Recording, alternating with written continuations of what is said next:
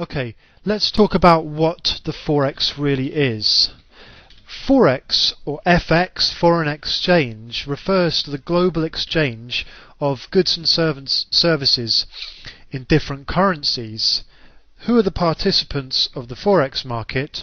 Well, let's start off with international banks, global institutions, global multinational companies, hedge funds and speculators make up the bulk of volume that's being traded on this market, in this market, the forex market.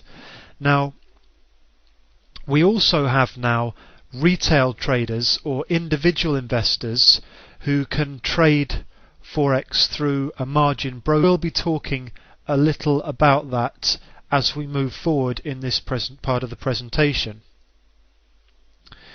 Forex is the largest financial market in the world. We've already stated that it's used by banks. How is it used by banks? Well, banks need to balance their reserve capitals. It's an unregulated market largely. There's no centralized exchange like in the stock market. And so banks will take out credit with one another in order to make these transactions work. And these are sometimes settled approximately 3 days after the trade has been completed, and that's known as the spot value. And that's also why forex is also known as spot FX, because you're given a spot price and it's settled at the spot value.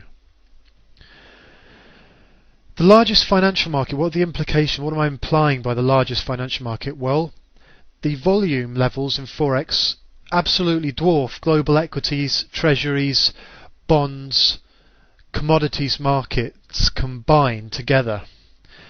Some figures are quoted at being $2.5 trillion daily being traded, and that's up from 1.8 trillion about 6 to 12 months ago. So do you think there's an opportunity in forex? Well, have a think about those numbers.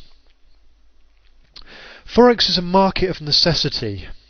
Money's traded from one currency to another as a part of the daily global trade. So what that means is it enables speculators to be able to get in on trends, follow trends. Economic news is reacted to, and so profits can be made from swings in the currency values.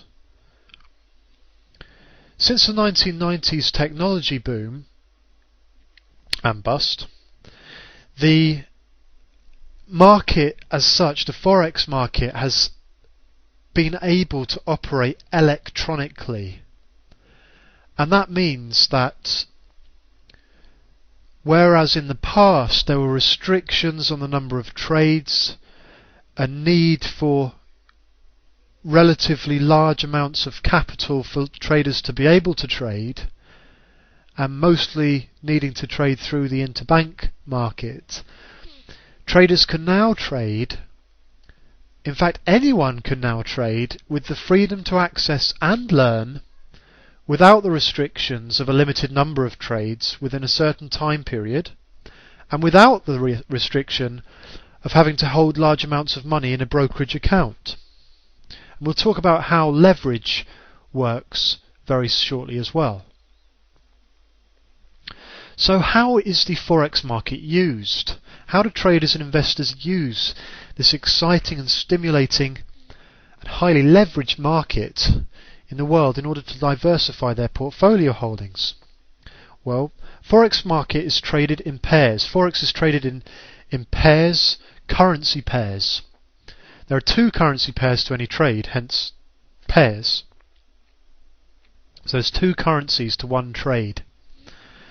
You're either buying one and selling the other, or you're buying the other and selling the one.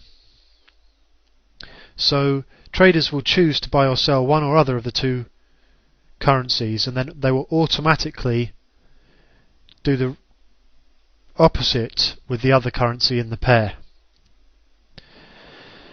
Trading is done directly through the interbank market, as I've already stated, which has no central exchange.